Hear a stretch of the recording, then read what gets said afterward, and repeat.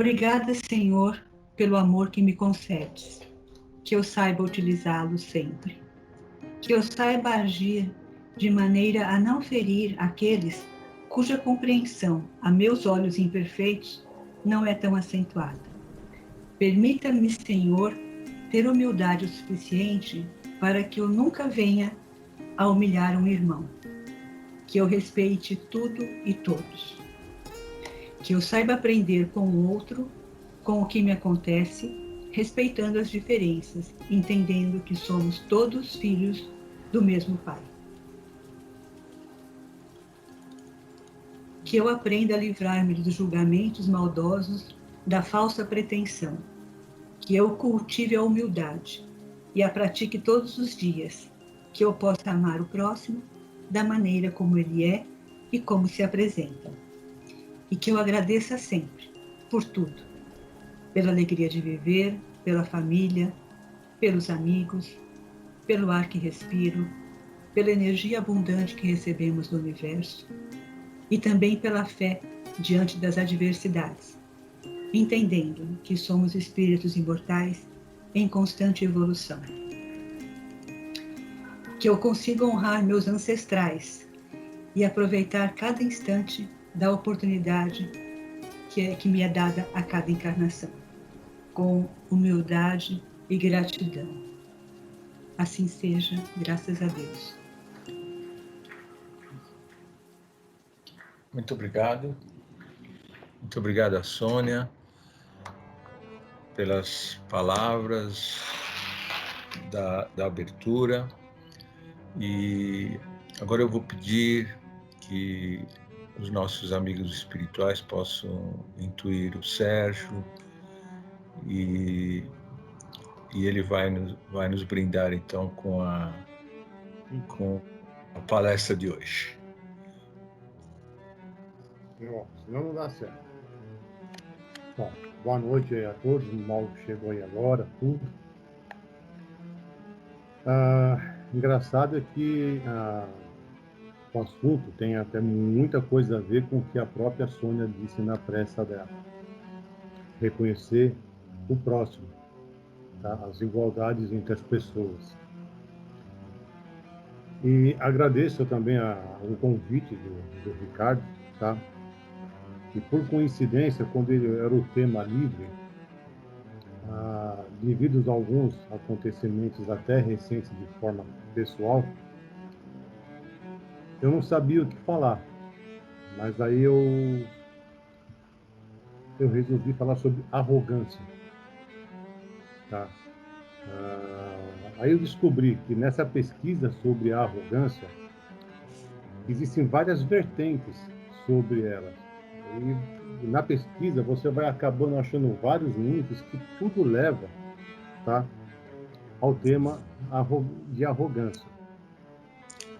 E tentando explicar um pouco um lado social, um lado espiritual, tá? É difícil abordar todas essas vertentes, mas eu vou tentar de um modo geral, tá, explicar o que pode ser. De uma forma geral, fico um pouco nervosismo, que faz tempo que eu não falo assim, ainda mais sendo filmado. Faz parte. Em termos gerais, é um sujeito que acha que sabe de tudo, mas que não sabe de quase nada. Ou seja, ele tem o seu conhecimento limitado, mas ele não admite essa sua limitação. A origem pode ser da educação, do meio em que vive ou de uma simples falta de conhecimento. A toxicidade da arrogância, ela se caracteriza, como a Sônia mesmo disse, pela falta da humildade. Sem humildade, a gente não consegue definir as coisas. É achar que se sabe das coisas, que tem opinião e experiências vividas que na realidade não conhece. Nunca antes vivido, mas fala com propriedade desse conhecimento. Em resumo, seria uma palavra que tenta dar conselhos, tá, ou fórmula e como reparar um relacionamento de um casal com sérios problemas, mas que vive a mesma situação na vida pessoal, mas não é capaz de reparar o próprio relacionamento ou a si mesmo. Podemos definir a arrogância também como meio de alimentação do ego. Tá?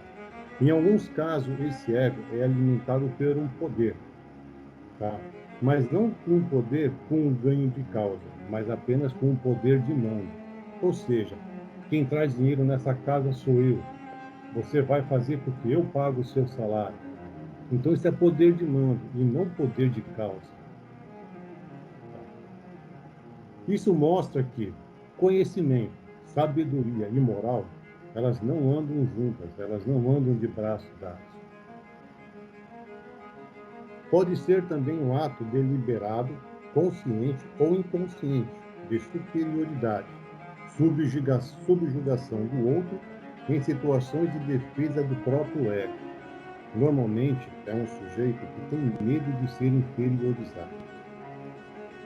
Pode ser interpretado com a diferença entre o letrado e o viajado, a teoria e as vivências, o lido e o experimentado, ou até mesmo o espiritismo e o espiritualizado. Tem uma diferença muito grande aí. Uma pessoa falar que é espírita, lê vários livros, está sempre se fazendo curso, mas ela não se espiritualizou para praticar aquilo na qual ela está propondo a aprender. É uma aquisição de conhecimento imaginário relatado por alguém, transformado em conhecimento verdadeiro para a pessoa, lógico. A arrogância, ela pode vir disfarçada como vitimização ou sentimento de inferioridade. Lembrando que reforma íntima não vem do autoconhecimento. Vem do autoconhecimento e não da autocomparação. É aquele sujeito que se compara a alguém e quer ser igual a essa pessoa, ou gostaria de ter as mesmas coisas que essa pessoa, mas que não tem as condições de ser essa pessoa. Nesse caso, precisamos dar liberdade a nós mesmos, no sentido de conhecermos o que nós somos e as nossas limitações. Dar liberdade aos outros, para que eles possam se expressar do modo como eles são, e entender como essas pessoas são.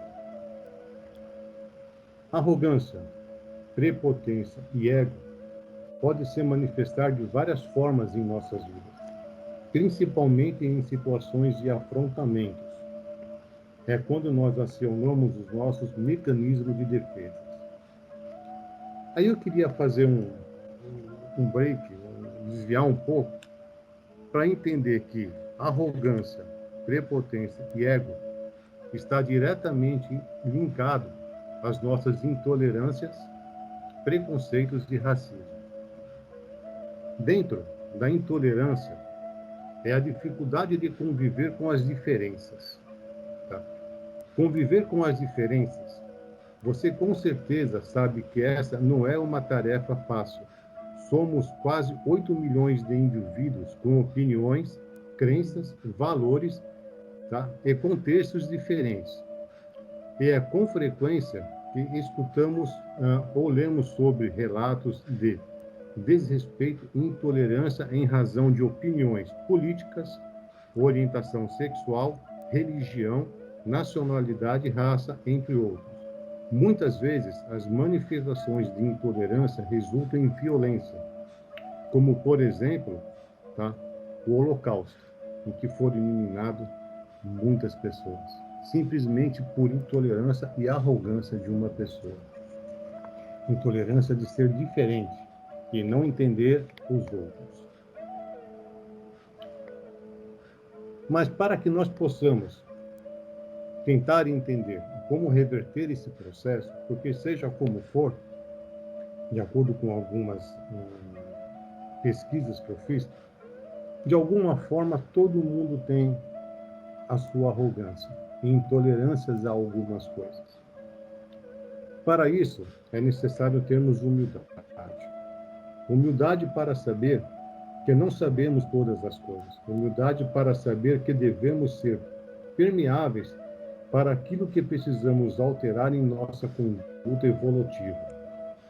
É fácil de reconhecer um arrogante. É quando alguém diz: existem dois modos de nós fazermos as coisas, do meu jeito e da forma errada. É aquele que diz, numa conversa, quando está todo mundo conversando, alguém fala: oh, aquele livro é interessante. Ah, esse livro eu já li, esse livro é muito bom. Não sabe nem quem é o autor. Tá? Você fala sobre um filme: ah, essa cena é muito importante, eu gostei de ver isso. Não sabe nem que filme que é. Tá? Você fala que vai viajar para algum lugar, ele não admite que você viaja. Ah, esse lugar eu já vi, mas eu conheci um lugar que é muito melhor do que esse. Então, são pessoas, tá? Que, embora não tenha vivenciado certas situações, ele se bota numa posição de superioridade. Em alguns casos, até a dor dele, ou o sofrimento, é maior do que os outros, porque ele quer sempre estar se despontando sobre as pessoas. Ainda dentro da identificação, tá? Vocês saberiam me dizer o que é defração? Vamos analisar o seguinte aspecto: o hábito de falar mal dos outros. Seria o seguinte: quando ciclano fala mal de fulano para Beltrano e vice-versa, ocorre aí uma relação de amizade, uma aliança de que essas pessoas não são como aquelas pessoas, elas são superiores. Por isso que elas falam mal. Criou-se aí uma identificação, uma relação de amizade, de falar mal dos outros. Isso é uma característica de se mostrar ser superior a alguém. Defração é ser detração é se considerar superior aos outros, a alguém ou a um grupo. Palavras ferem, reduzem e atacam as pessoas. Pode representar a diminuição das questões sociais, educacionais, culturais, profissionais, raciais do indivíduo. Podem destruir a autoestima das pessoas. Dessa forma, podemos aliar a arrogância à falta da empatia. Empatia é a condição de que, mesmo que exista uma barreira social, cultural, profissional, racial e até mesmo religiosa entre as pessoas, consigamos estabelecer uma compreensão e comunicação para que um relacionamento seja efetivo. Porém, não existe empatia sem que haja ética, sem que haja vontade e disposição para entender o outro, de retirar a cegueira que nos impede de visualizar as necessidades ou as dificuldades do próximo, do indivíduo, e aceitar e compreender valores que pertencem aos outros e não a nós.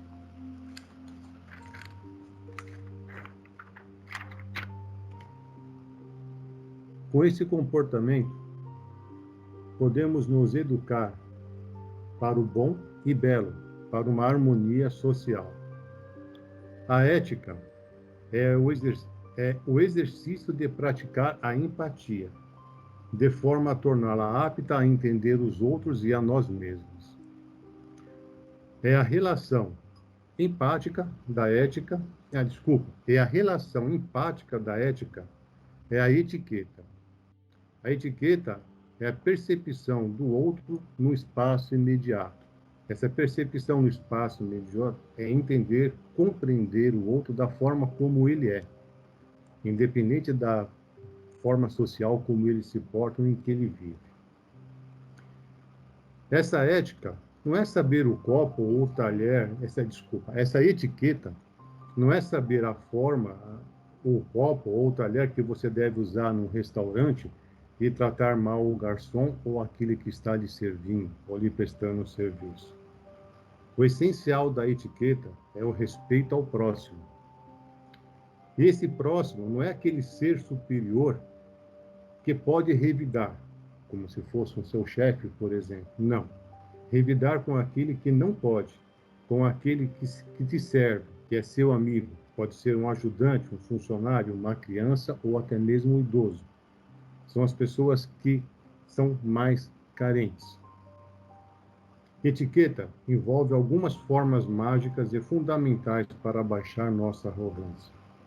Ela envolve o amor, em forma de gentileza, com licença, na forma de educação, por favor, na forma de humildade, me desculpe, e na forma de gratidão, muito obrigado. São dessas formas que a gente tira do nosso peito, tá, esse sentimento de arrogância. É saber lidar com as pessoas, ser uma pessoa empática, tá? Saber entender e compreender as dificuldades dos outros, independente da forma social, do meio em que vive, como elas agem, por que elas agem. Dessa forma, quando nós aprendemos a compreender e conhecer as dificuldades dos outros, é que nós vamos passar a conhecer as nossas próprias dificuldades, para que assim a gente possa viver em harmonia. Dentro também da pesquisa, tá? Essa forma que eu dei foi uma forma um pouco mais social da situação. Mas numa pesquisa espírita, a arrogância ela foi classificada da seguinte forma,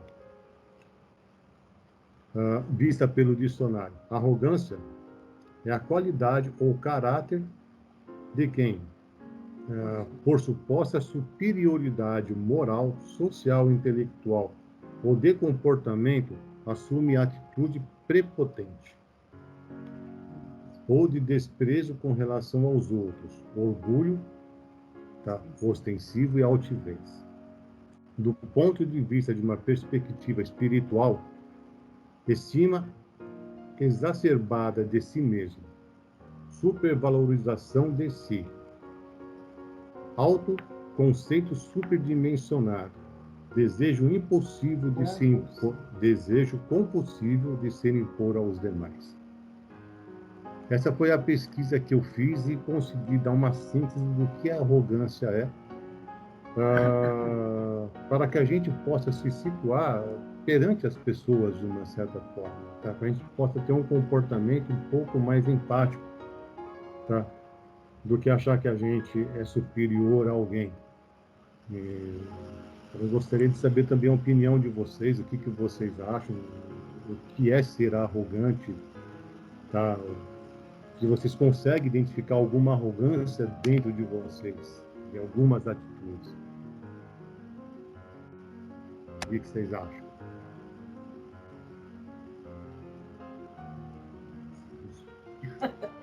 Posso falar?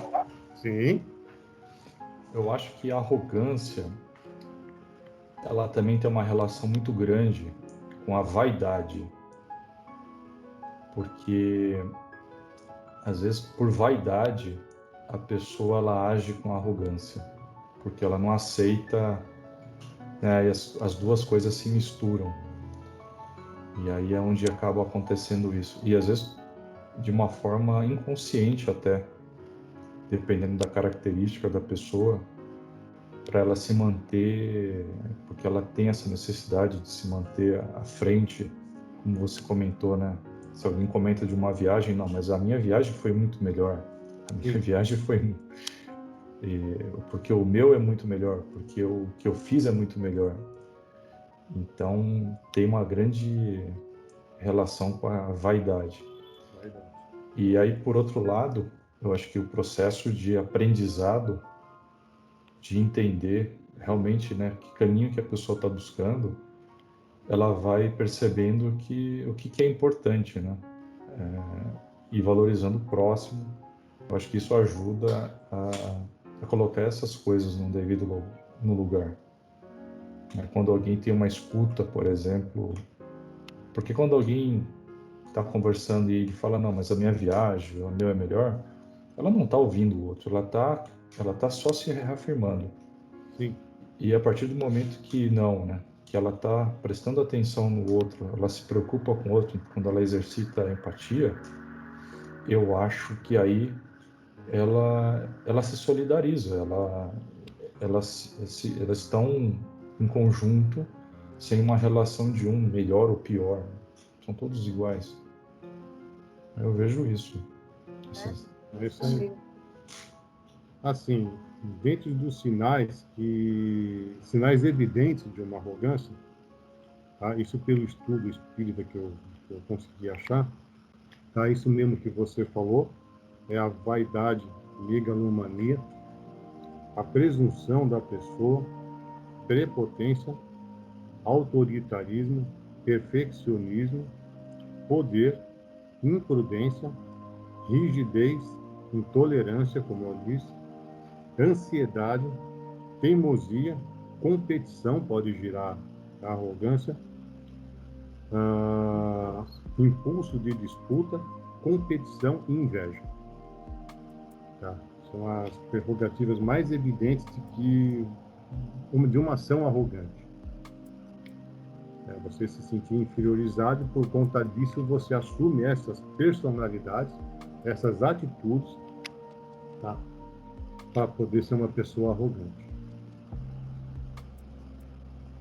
Não, para você poder se postar diante das pessoas como se você fosse um ser muito maior, muito melhor, sem defeitos, sem nada. Ele é o dono de uma situação que ele acha que é assim que se leva, entendeu? Eu tô certo, você tá errado. Eu sei, você não sabe. Eu faço, você cala a boca. Então, assim, é sempre uma arrogância muito grande, de uma forma muito pejorativa, muito triste de se lidar com o ser humano. Fala, Soninha. Eu, talvez com um olhar um pouquinho mais generoso, eu penso que aliadas a todas essas causas, pode estar um profundo sentimento de insegurança. Com certeza. Necessidade de autoafirmação. Então, quando é isso, eu acho que o enfoque para algum possível auxílio tem de ser até em mostrar uma valorização de outras características que possam, de certa forma, apagar essa insegurança tão grande que tem que ser revestida de autoafirmação, né? Sim. Uma pessoa arrogante, ela precisa constantemente se autoafirmar. Adri, você precisa abrir seu microfone. Não, então, o que eu queria falar é que, assim, parece que a gente está falando tudo isso de outra pessoa, né? Sendo que, assim, nós estamos falando isso tudo da gente. Essa lista que o Sérgio leu aí, eu tenho certeza que, pelo menos com alguma coisa, você se identificou. Então, eu acho que a gente tem que tomar cuidado, porque, assim, parece que está crucificando essa pessoa aí, que somos nós. Sim. Né? E a gente precisa mesmo ter esse olhar generoso, e acho que faz parte da nossa reforma íntima, de cada vez a gente se conscientizar mais quando a gente está nesse lugar de arrogância. Porque a gente vai estar nesse lugar. Nós estamos aqui, nós não somos seres perfeitos. Em algum momento nós vamos estar nesse lugar. Mas cabe a gente já ir percebendo a hora que você está nesse lugar, acolher isso e sair desse lugar. Tá certo. É isso, gente. Mas isso somos nós, né? Esse é o nosso retrato. É às vezes o que a gente guarda lá no fundo e não se percebe. Você faz e você não percebe que você tem esse cambiamento de personalidade, né? Eu preciso me mostrar, eu preciso fazer, eu preciso ser melhor que você. A gente não se toca disso. Eu acredito, acho que sou eu, né? Não tem mais ninguém com a mão levantada. Eu acredito também que, assim, fazendo uma retrospectiva da vida da gente, tá? Todo mundo, em algum momento na sua vida, foi arrogante, consciente ou inconsciente, né? E, ao mesmo tempo, todo mundo, em algum momento na vida, foi tratado como arrogante, mesmo sem ter a intenção. Então, isso é uma outra coisa que acho que também merece ser observada, porque muitas vezes uma pessoa apenas tentando demonstrar um conhecimento a mais, alguma coisa, não com essa ostentação que o Serginho colocou aí, que é realmente a raiz, né, da questão, mas, digamos, muitas vezes de uma forma branda, e você acaba atingindo também uma sensibilidade do outro que, por algum motivo, se sente ofendido e te acha arrogante por algum motivo que você desconhece, mesmo você tendo a melhor das intenções. Então, aí, tudo bem, a pessoa que ela é arrogante, eu concordo plenamente com a Adri, tá? Tem problemas de insegurança, precisa realmente fazer uma reforma íntima, mas existe o outro lado que o Ricardo também já falou, ostensivamente em outras ocasiões, que é a questão do melindre, né? Porque muitas vezes você simplesmente você vai explicar uma coisa para uma pessoa e ela te acha arrogante por você saber alguma coisa que ela não sabe, ou muitas vezes pela infelicidade nossa ou a inexperiência de saber escolher a palavra certa, né? Então, as pessoas também muito melindrosas, elas tendem a julgar facilmente aquela pessoa, né? Taxar aquela outra pessoa também de arrogante. Então, aí merece uma luz em ambos casos, tá? Tanto da pessoa melindrada, ou seja, extremamente sensível, e também daquela pessoa que coloca essa armadura da arrogância, né, para realmente se defender, para poder se impor numa situação de fragilidade.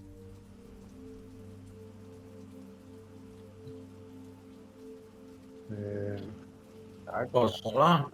Opa. Só assim, só rapidinho, Ricardo.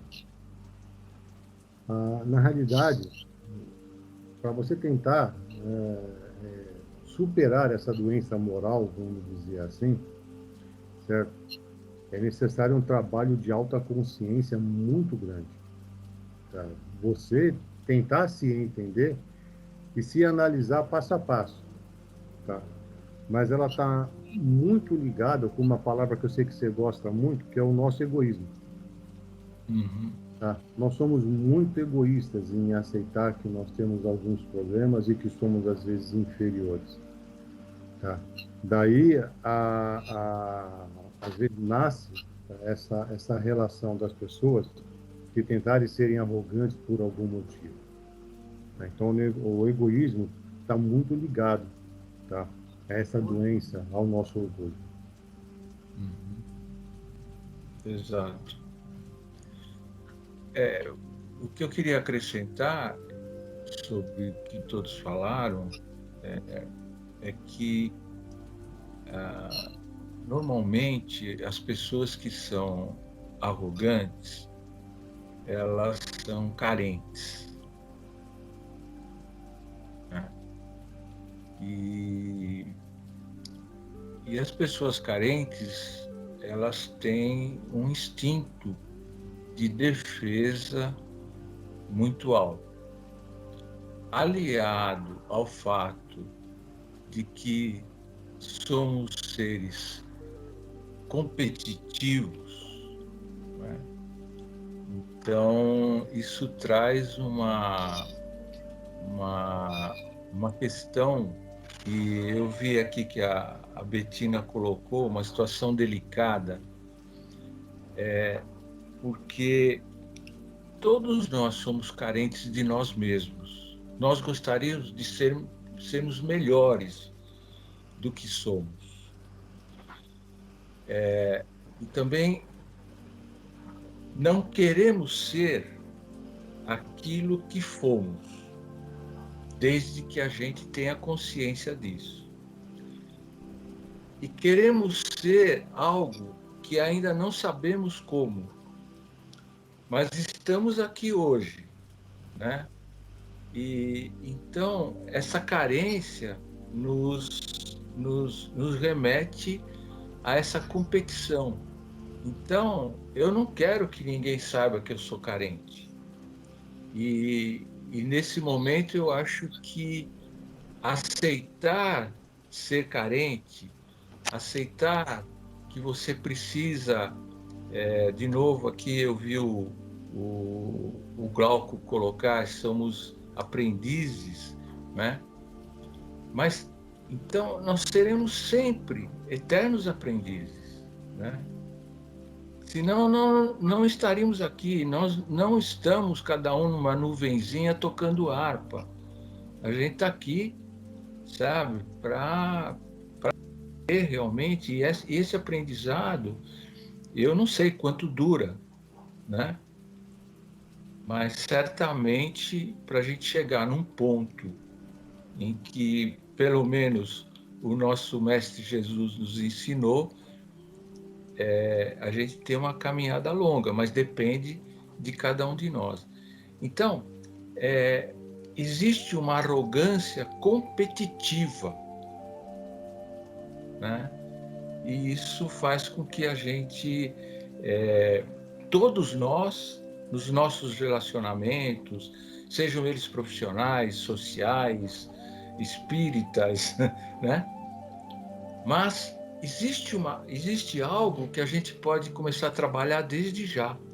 Acreditar que eu sou um espírito imortal e que todos vocês que estão aqui hoje participando desse encontro, né? Dessa palestra, desse evangelho, né? Todos nós temos as nossas oportunidades, né? Então, a cada momento que a gente sentir que estamos sendo arrogantes por algum motivo que nos fere, foi citado pelo Vanderlei o melindre, né? O melindre é uma forma de orgulho, gente. Ele não é o melindre porque, poxa, não. É porque eu sou orgulhoso demais, por isso que eu melindro. Entendeu? Eu julgo demais porque eu sou orgulhoso, porque eu sou melindroso. Então eu julgo para me defender, né? Então, é verdade. A questão é para a gente não se estender muito, mas eu sugiro, por exemplo, que quem tem o livro Imensidão dos Sentidos, leia esse capítulo, Arrogância Competitiva, né? Ele faz muito bem para a gente. Consciente ou inconscientemente, nós precisamos galgar o degrau da humildade, né? E é muito difícil para nós, né, sermos humildes, né, no sentido amplo da palavra.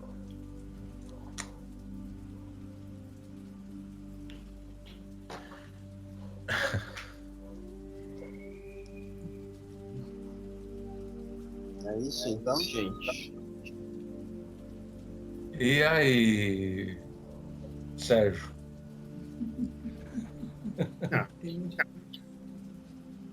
Na realidade, tem muito mais coisa que eu consegui achar. Eu fiz essa síntese.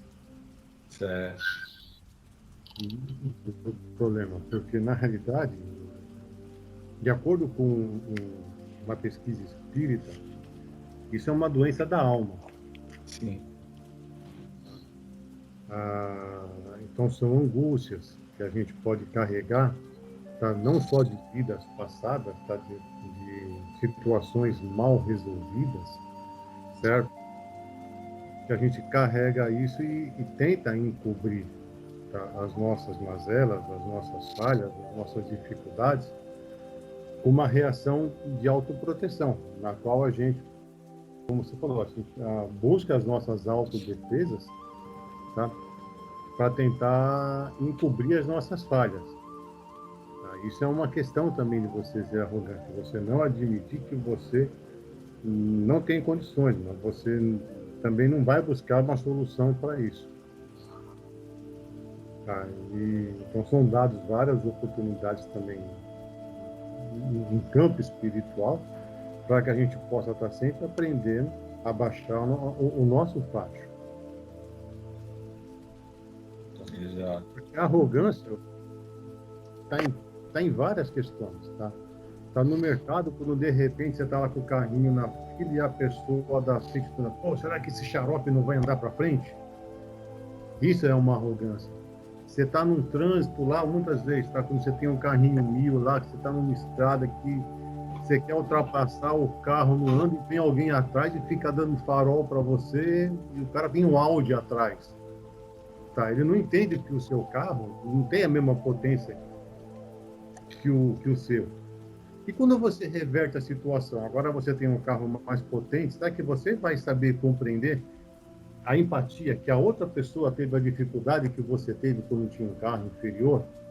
Isso é um exemplo bobo, mas funciona. Quer dizer, você, todo o tempo, você é colocado numa situação, tá, em que você tem que analisar a dificuldade das pessoas. Às vezes alguém vem falar algum problema com você, pô, esse cara vai vir falar desse problema comigo, que saco, não tem opinião, mas tem paciência para ouvir isso. E no fundo você não sabe que ele está suplicando às vezes por uma ajuda. Então é você baixar a sua arrogância, até porque seja como for, nós falamos, todo mundo de alguma forma ou outra tem um pouco em alguma coisa. É baixar o seu facho, parar para entender, às vezes, a necessidade do outro, tá?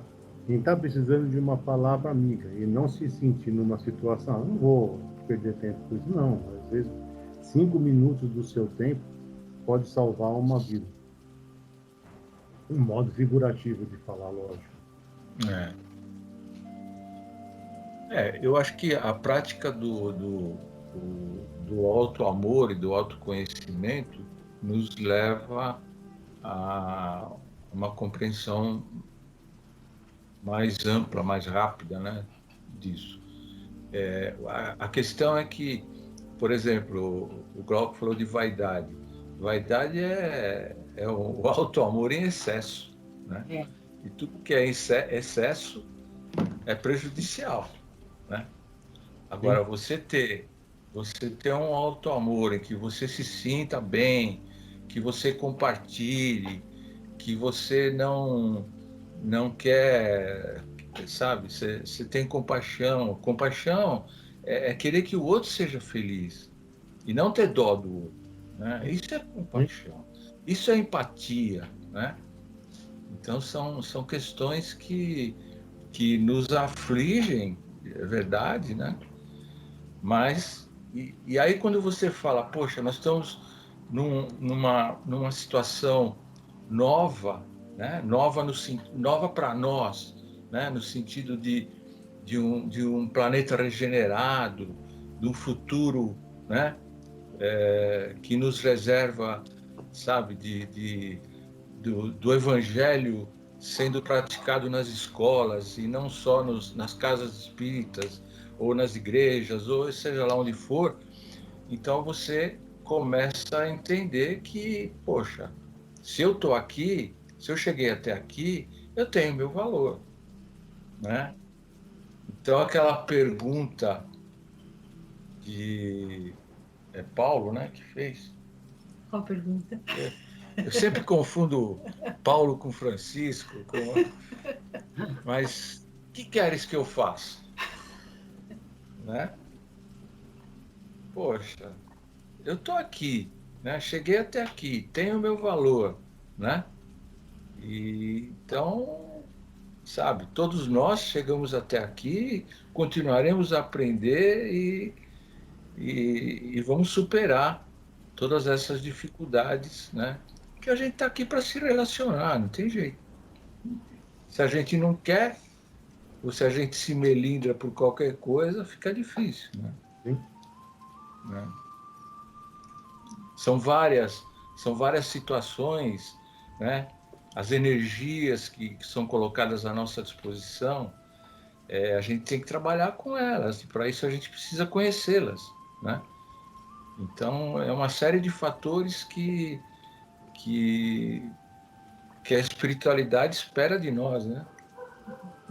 A A gente não tem que ficar esperando que a espiritualidade, né, nos mostre o caminho. O caminho que tem que mostrar somos nós. Nós fazemos nosso caminho. Nós fazemos o nosso caminho.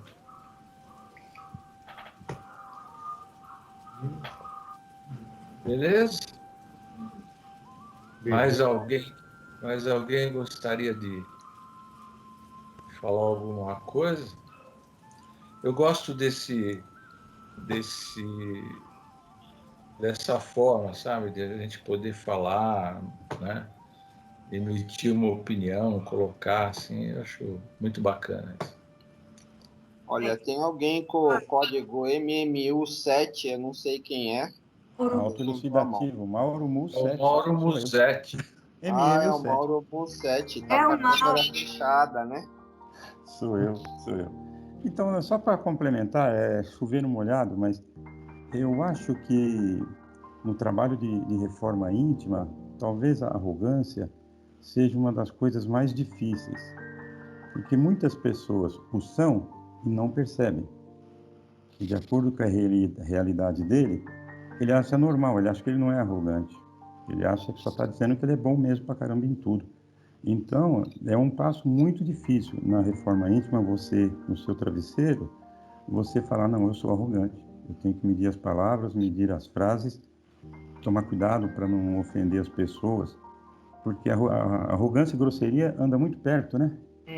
Então, eu acho que é o mais difícil que tem. É um dos passos do autoconhecimento que mais nos dá trabalho, porque pela nossa imaturidade espiritual, nós não percebemos que somos arrogantes. Como o Vanderlei disse, que qualquer um já teve um momento de arrogância. Sim, qualquer um teve, não vários momentos de arrogância. Mas quantos percebem? Eu acho que esse é o trabalho de autoconhecimento mais difícil. Foi uma coisa que me veio aqui na cabeça para falar. Obrigado, era isso. Tá certo, é isso aí mesmo. Só puxando mais um gancho aí do Mauro, isso é outro aspecto muito interessante, né, da nossa trajetória, em que você não percebe algumas coisas, né? E isso tem um nome, chama-se normose. Normose. Então, se todo mundo é corrupto, é normal que você seja corrupto, né? Um exemplo, né? Se todo mundo é arrogante, então eu também sou arrogante. Enfim, né? Esse é o ponto, que é uma ciência, né, chamada normose.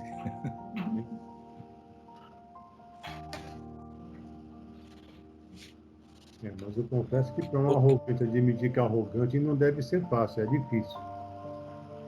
Porque ele jamais admite ser inferior. Ah, sim. Eu acho que o arrogante sofre muito. Com certeza. Sofre muito. Ainda mais quando ele, no meio da arrogância, ele não se dá muito bem. Se ele tiver um pouquinho de sensibilidade, ele vai perceber que ele foi arrogante demais. Mas a maioria não tem. É difícil. Fábio Otto agora. Pode ter alguém de mãozinha. Fábio Otto. Boa noite. Boa noite. É difícil falar, eu era falar como quase depoimento, né? Mas eu, com 27 anos, 30 anos, eu abri minha empresa e minha empresa teve muito sucesso. A gente cresceu muito rápido e depois de 25 anos quase, ou mais, a gente passou por muitas coisas, eu perdi tudo que tinha, do jeito que a empresa cresceu, 10 anos depois eu perdi tudo. E é difícil perceber se você é arrogante ou não. Hoje, falando com a minha esposa, todo mundo, eu percebo que eu era arrogante. Mas não de tratar mal as pessoas, mas de saber saber e me achar. Como minha empresa foi muito bem, cresceu, eu sabia o que estava fazendo e sabia mais do que todo mundo. Então, eu não ouvia ninguém. Era aquele negócio assim, mas eu sei, eu cresci, eu fiz isso com 27, 30 anos, olha onde minha empresa está. Eu meio que assim, eu sou bom, eu sei disso e é isso. E não percebi. Foram 5, 10 anos, a empresa foi, tudo. Depois você perde tudo, mas não pelo fato de perder, mas pelo fato de você começar a entender e ver outras pessoas, entender o que você fazia. Aí, hoje eu percebo muita coisa que eu fiz de errado, e eu fui arrogante mesmo, e era. Acho que eu estou melhorando um pouco agora, mas é muito disso, sabe? De você não perceber. Aquilo que o Mauro falou de se achar, eu me achava mesmo. Eu falei, não, olha onde eu estou super bem, ninguém, não preciso ouvir ninguém. Sabe assim, depois você percebe que não é só isso, não é o fato de você se achar bom, não. É o fato de você falar com as pessoas de outra forma. Olha, faz isso porque eu sei que isso é o melhor e acabou. Então, essa parte, eu acho que assim, leva um tempo mesmo, um tempinho, né? Para mim, levou só uns 25 anos ou mais começar a perceber que lá atrás era isso mesmo. E de tentar mudar agora muitas coisas, falar, nossa, como que eu mudo agora? Como que eu faço essas coisas agora? Só que, sim, é aquilo que até o Ricardo fala, né, bola para frente, não adianta ficar pensando no passado, o que eu fiz, que eu era, eu vou ficar me martirizando e não faço mais nada de bom daqui para frente. Então, eu resolvi meio que passar uma borracha, falar assim, daqui para frente eu vou tentar ser melhor, vou continuar fazendo isso e não vou ficar pensando muito, porque cada vez que eu penso, eu fico mal também. Eu percebo que eu fico mal, eu falo, nossa, eu era essa pessoa. Então, e você vê, às vezes, o pessoal mais novo, você fala e vai ser a mesma coisa, a pessoa não vai te ouvir. Eu falo, nossa, será que tem que passar por tudo que eu passei? Talvez sim. Sabe assim, passar e perceber isso por si. Às vezes não adianta a pessoa falar. Já falavam para mim, eu falei, não, imagina, que isso? É que eu sei mesmo. Então, acho que é difícil mesmo, a parte de arrogância, a gente tenta, mas agora eu sei, me preocupo muito com isso, até com a forma de falar e de conduzir algumas coisas com algumas pessoas. Mas é um tempo, né? Então, não é um tempo assim, descobrir, vou melhorar, ou alguém falou, pô, é muito da consciência nossa mesmo. Pronto, falei. Muito bom.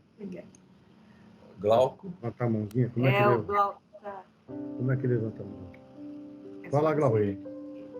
Não, é que esses comentários que o Fábio fez me deram, juntando com os outros, deram um clique, né? Porque a gente no mundo empresarial, até acadêmico e vários outros conjuntos, né, de agremiações de pessoas e também dependendo da cultura, né, de país que a gente esteja lidando, eu vejo que às vezes a arrogância ela é um fator que chega a ser positivo no aspecto de impulsionar a construção de algo, porque se ficar naquela coisa morna, na mesmice, fica igual, fica na normare, no que o Ricardo comentou. Normose. Normose.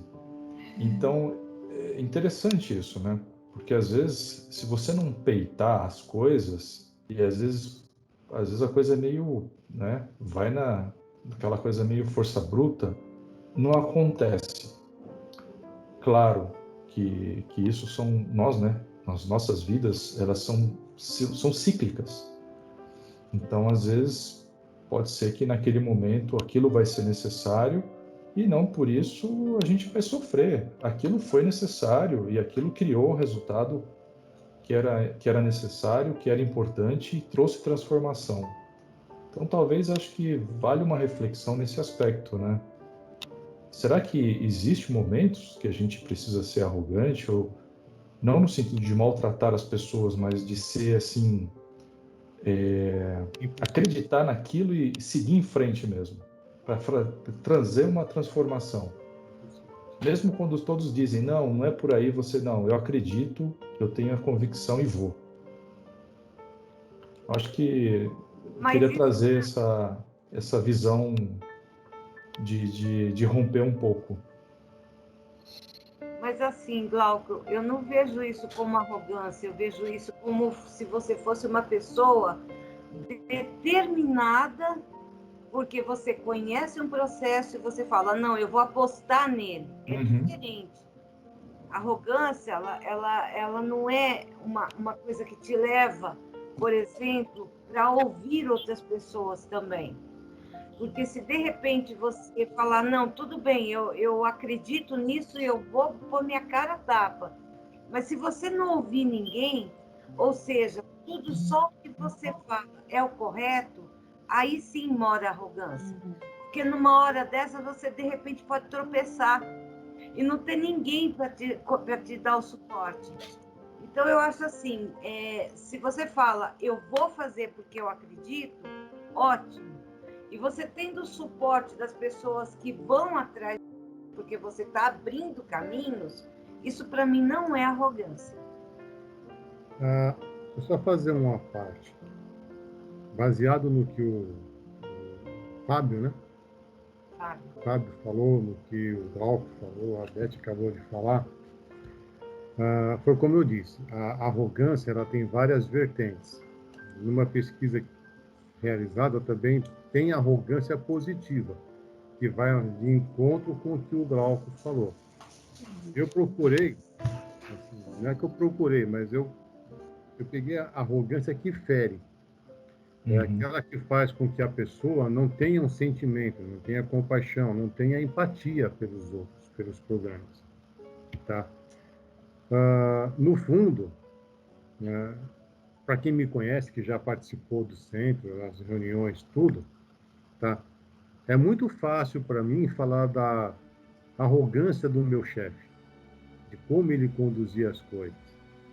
E esse está sendo um estudo meu, particular também. Então, o fato de eu colocar o termo arrogância é porque eu também estou procurando buscar respostas dentro de mim.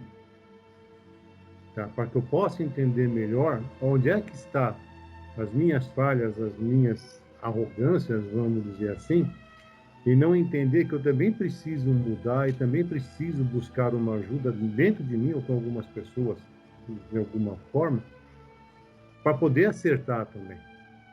Porque é lógico, nós estamos sempre falíveis a erros. Isso faz parte da vida. Tá? Mas, às vezes, por uma arrogância nossa, a gente deixa de enxergar algumas coisas que devemos enxergar para acertar determinadas atitudes, determinadas decisões das quais que nós temos. E uma delas é saber que nós não somos uno. Tá? Se nós não temos, tá? Como confiar nas pessoas que nos cercam, no ser humano, nas pessoas, para saber que nós não somos ninguém sozinhos, a gente também não chega a lugar nenhum. Então, é sobre essa arrogância que eu estou tentando também enxergar alguns problemas meus particulares, em tirar essas arrogâncias de mim, nas falsas verdades que eu acredito, tá? Que talvez possam estar me impedindo de dar um passo além daquilo que eu gostaria de dar. Então, a arrogância também pode prejudicar, tá? E frear as nossas vidas. Diferente dessa que o Glauco comentou, que é aquela arrogância que você é uma pessoa arrogante, ela pega e vai para frente, ela acredita e faz uma coisa acontecer. Essa arrogância não fere ninguém, essa arrogância, inclusive, pode ajudar a várias pessoas. Ela pode gerar uma empresa e gerar vários empregos. Aí sim, tá? É que você tem que ter o seu autocontrole para não deixar que essa arrogância tome conta do seu modo de pensar. Eu acho que... Eu acho não. eu tenho que tirar do meu vocabulário, eu acho. A palavra arrogância é o nosso vocabulário para definir tudo isso que a gente discutiu aqui. Mas eu trocaria o que o Glauco disse por liderança. Sabe? Isso aí, eu também concordo. Então, a sua liderança, ela é composta de vários fatores, inclusive uma moral elevada. Tem que Né? ser firme, né? Firmeza baseada numa moral elevada. Então, os verdadeiros líderes, eles são líderes pela sua moral elevada, consequentemente pelo seu conhecimento, pela sua competência, né? Então, siga o líder desde que ele seja, né, tenha aquela constância de moral elevada, né, que ele já adquiriu, né? Então, talvez algumas, por exemplo, orgulho, né? Se você falar que você tem orgulho do seu filho porque ele cursou a faculdade, se formou, fez sacrifícios para isso, tal, você tem orgulho. Poxa, é um orgulho. Agora, a outra forma de orgulho é perniciosa, né? Você se achar melhor do que os outros. Então, talvez o nosso vocabulário precisasse mudar um pouco, né, para ter algumas definições, né? Bom, meus amigos, foi muito bom.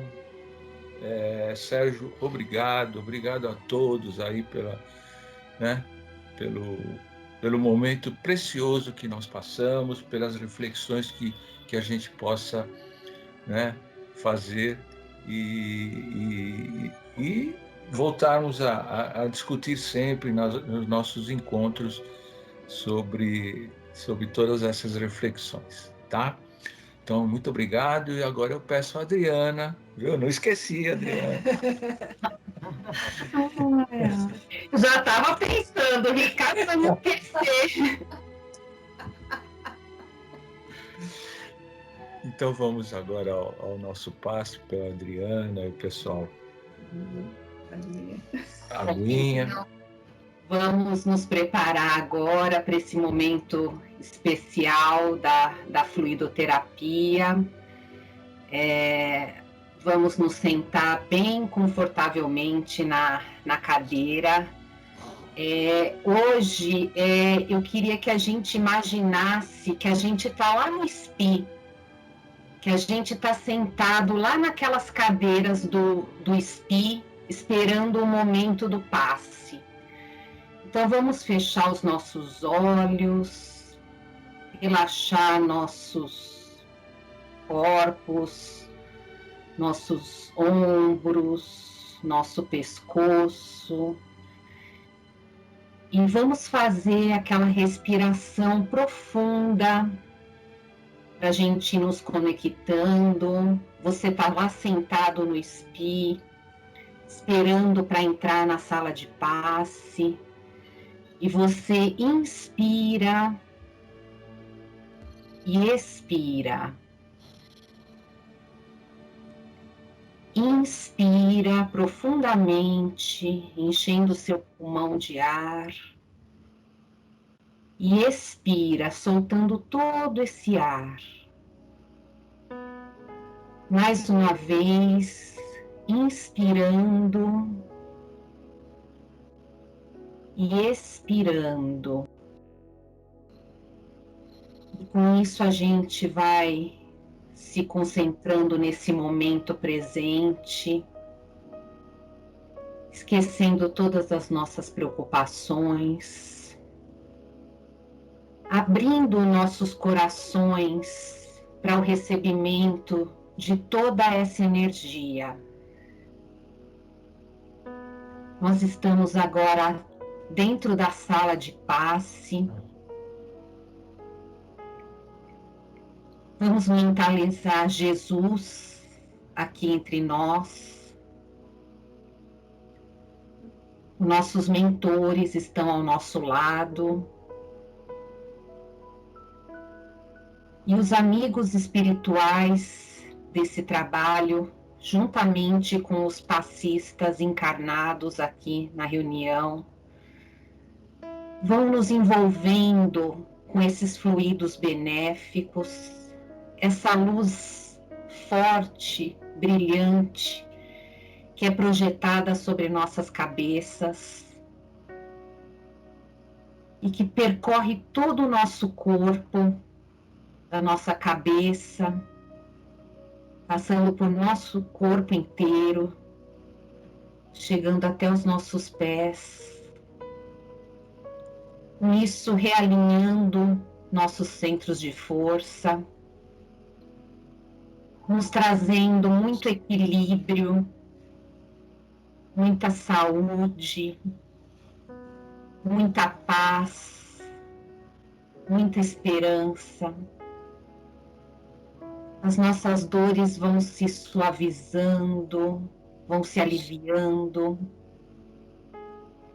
E com isso a gente vai se fortalecendo. Os amigos espirituais também estão nos nossos lares. Eles vão caminhando por todos os cômodos, por cada um dos lugares, iluminando, clareando, fazendo uma higienização, uma limpeza, para que a gente esteja muito harmonizado, os nossos familiares, e que tenhamos uma semana de muito amor, de muita humildade, de muita tolerância, e muita fé e confiança em Deus. Que assim seja.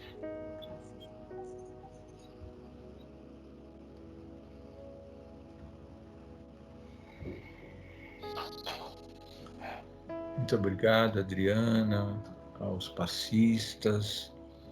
Sentimos uma energia muito boa, cada vez melhor nesses nossos encontros. Muito obrigado mesmo. E agora vamos fazer o nosso encerramento evangélico com nosso querido amigo Vanderlei. Obrigado, gente. Olha, eu estava olhando vários livros, tudo, e estava numa dúvida por que tema escolher.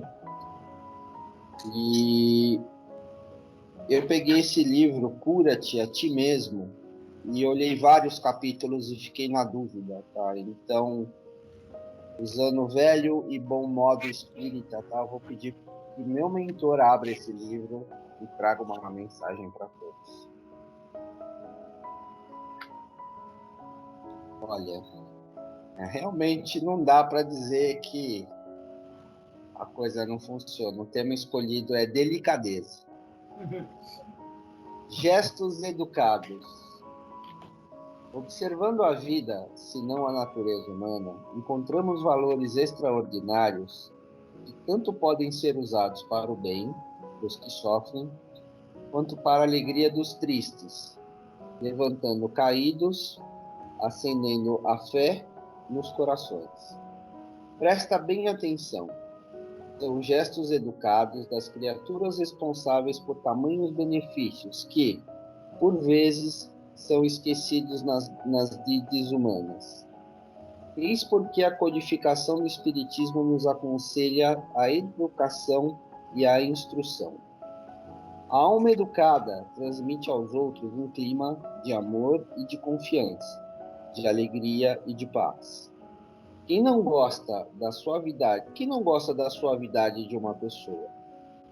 Os gestos educados entregam aos que os observam uma gota de amor tal que quem os recebe não os esquece jamais e agradece. sempre por ter recebido mais vida, onde não houve interesse, não houve comércio, como se faz nos mercados do mundo.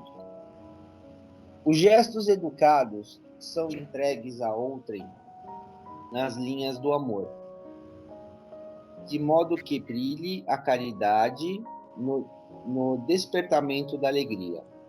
Meu filho, envolve-te na ternura ao conversar com alguém, que esse exercício é divino, para que o ambiente da terra vá se purificando de modo a ajudá-la, para te elevar na escala dos mundos e alcançar uma posição de maiores valores espirituais. Convém a todos empenharem-se nesse esforço, e a resposta de Deus virá pela paz universal, para todos os povos. São duas as faixas onde se deve expressar a luz: a que surge internamente e a que se manifesta externamente. Ambas são impulsionadas pelo amor.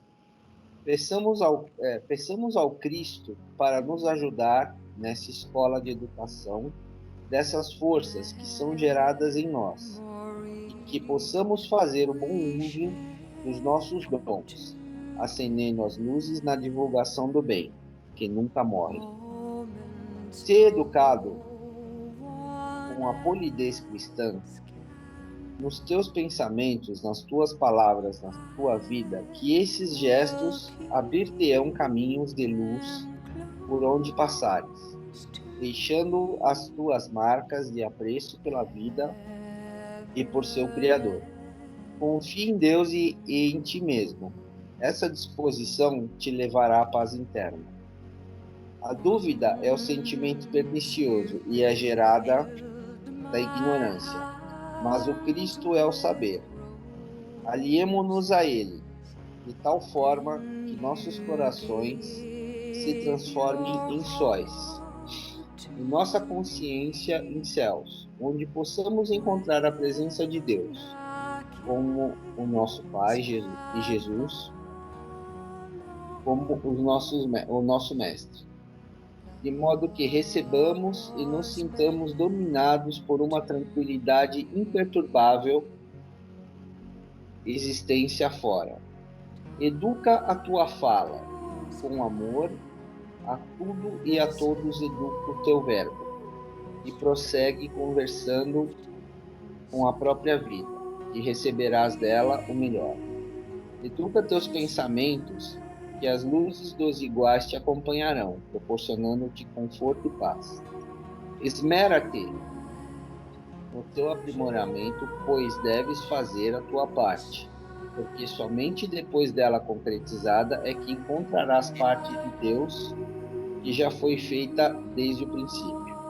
O Espiritismo é uma doutrina farta de valores educativos, mas o usufruto dessa filosofia há de ser conseguido pelos seus seguidores. Os gestos educados em Cristo representam a esperança que renascem sempre no teu mundo íntimo. Que o Senhor te ajude nessa elevação espiritual. Copiemos em nós a educação do Mestre, que seremos abençoados por Deus.